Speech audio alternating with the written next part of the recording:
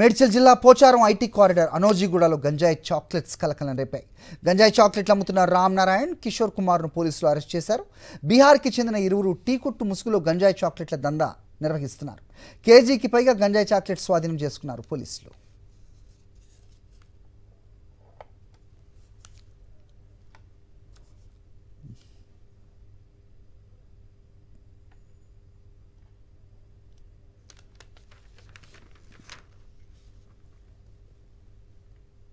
మేడ్చల్ జిల్లా Pocharam IT corridor అనోజీగూడలో గంజాయి chocolates కలకలం రేపాయి.